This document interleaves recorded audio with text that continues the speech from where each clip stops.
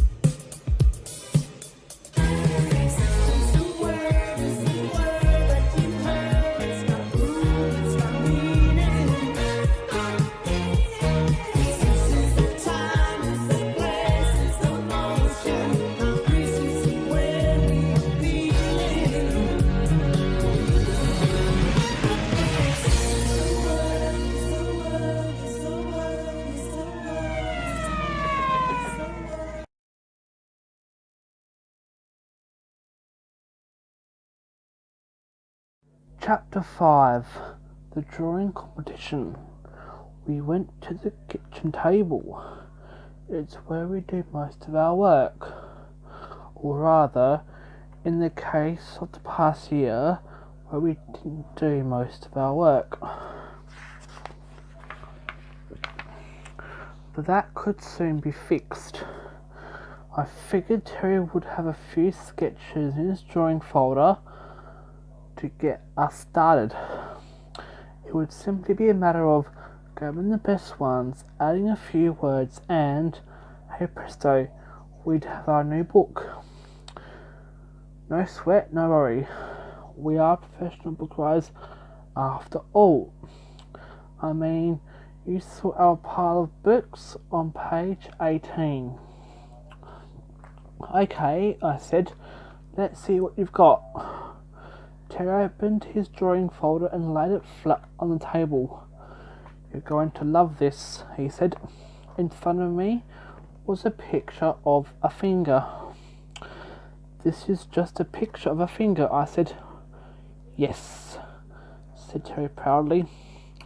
Not just any finger. It's my finger.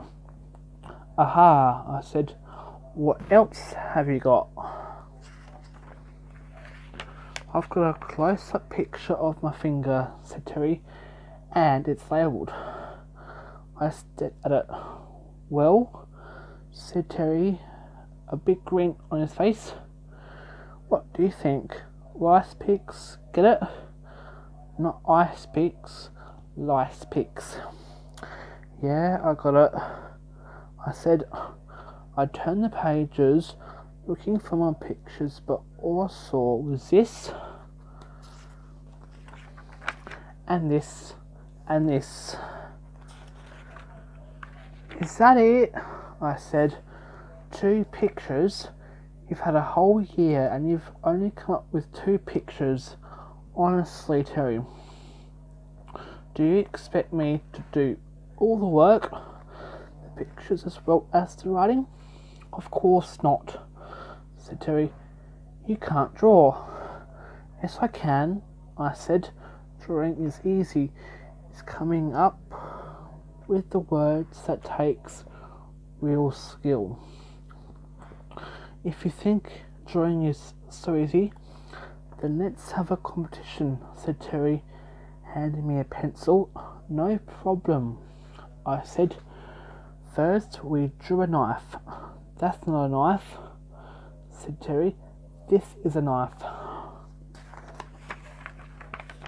Next we drew a worm.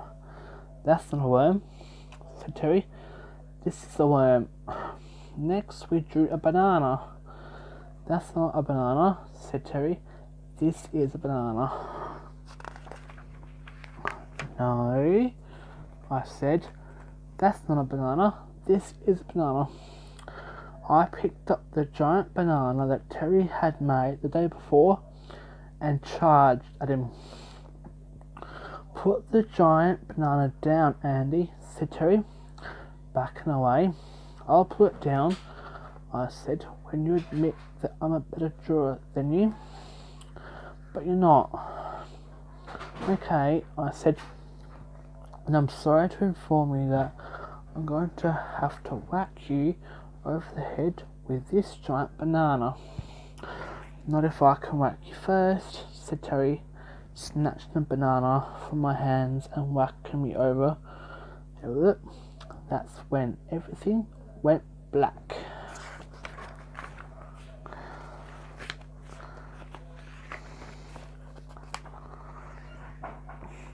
The next thing I knew, I was soaking wet and Terry was kneeling in front of me, holding an empty bucket.